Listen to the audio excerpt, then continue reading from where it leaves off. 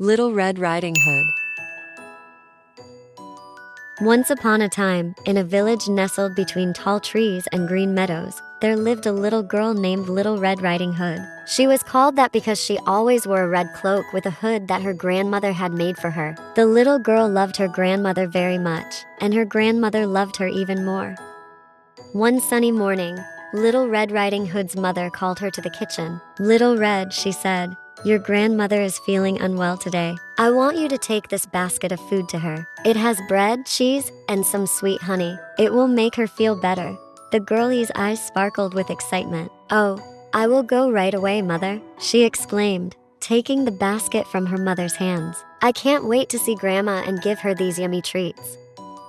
Her mother smiled and hugged her. "Remember, Little Red, stay on the path and don't talk to strangers. The forest can be a tricky place, so be careful." "I will, Mother," Little Red Riding Hood promised, and with a skip in her step, she set off on her journey. The forest was alive with the sound of birds chirping and leaves rustling in the gentle breeze. Little Red Riding Hood hummed a tune as she walked along the winding path, the basket swinging from her arm. As she strolled through the forest, Little Red Riding Hood noticed colorful flowers blooming by the wayside. "Oh, how pretty," she exclaimed, bending down to pick a bouquet for her grandmother. She plucked daisies, daffodils, and tulips, arranging them carefully in the basket. Suddenly, she heard a rustling in the bushes nearby. Peeking out from behind the leaves was a big, furry wolf with bright eyes and a cunning smile. "Good morning, Little Red Riding Hood," said the wolf in a smooth voice. "Where are you off to on this lovely day?" "I'm going to visit my grandmother," replied Little Red Riding Hood cheerfully, not suspecting the wolf's intentions. "She lives in a cottage on the other side of the forest, and I'm taking her some food to make her feel better." The wolf's eyes gleamed with mischief as he listened to Little Red Riding Hood. "How kind of you," he said, his voice dripping with honey. "But, my dear, do you know the way? The forest can be quite tricky for a little girl like you." Little Red Riding Hood nodded confidently. "Oh yes, I know the way very well. My mother has taught me to stay on the path and not to talk to strangers." The wolf's smile widened. "Ah, but you see, Little Red, sometimes it's good to take a different path. Why don't you wander off and pick some more flowers for your grandmother? I'm sure she would love them." Little Red Riding Hood hesitated for a moment, unsure of what to do. She trusted her mother's words, but the wolf's suggestion seemed harmless enough. "Well, I suppose a few more flowers wouldn't hurt," she said finally, stepping off the path and into the forest.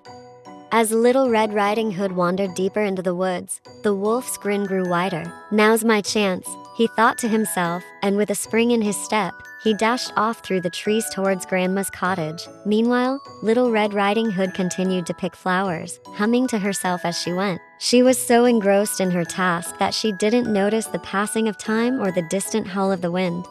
Finally, with her basket overflowing with flowers, Little Red Riding Hood decided it was time to continue her journey. She turned to head back to the path, when suddenly, she felt a chill run down her spine. Something didn't feel right. Little Red Riding Hood looked around nervously, but all she could see were trees and bushes. "Maybe I should go back to the path," she thought to herself, her heart pounding in her chest.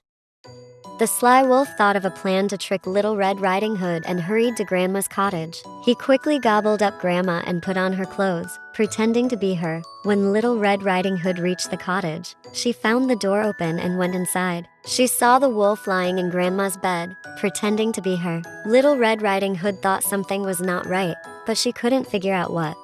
The wolf tried to fool her by talking like Grandma, but Little Red Riding Hood noticed his big ears, eyes, and teeth. From the bed, the wolf, disguised as grandmother, replied in a soft voice, "Come closer, dear child. How kind of you to visit me." Little Red Riding Hood approached the bed, but couldn't shake off a feeling of apprehension. "Grandmother, what big ears you have," she exclaimed, noticing the wolf's large, furry ears protruding from the nightcap. "All the better to hear you with, my dear," replied the wolf, trying to maintain his disguise.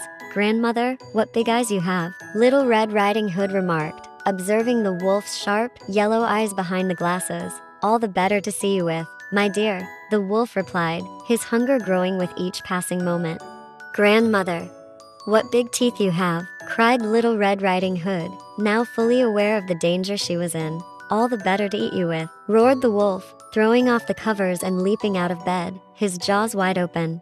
Terrified, Little Red Riding Hood screamed for help as the wolf lunged toward her. Luckily, a passing woodsman heard her cries and rushed to the cottage. With his trusty axe, he burst through the door and confronted the wolf. A fierce battle ensued between the woodsman and the wolf, but in the end, the woodsman emerged victorious. With a mighty blow, he struck down the wolf, saving Little Red Riding Hood and her grandmother from certain doom.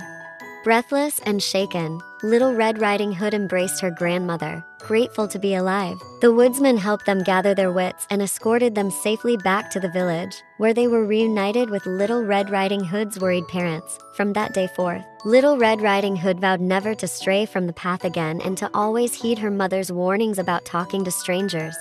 And whenever she ventured into the forest, she made sure to carry a stout stick to fend off any wolves that might cross her path. As for the cunning wolf, his days of preying on innocent children were over. His demise served as a reminder to all who heard the tale of the dangers that lurk in the shadows and the importance of staying vigilant in the face of adversity.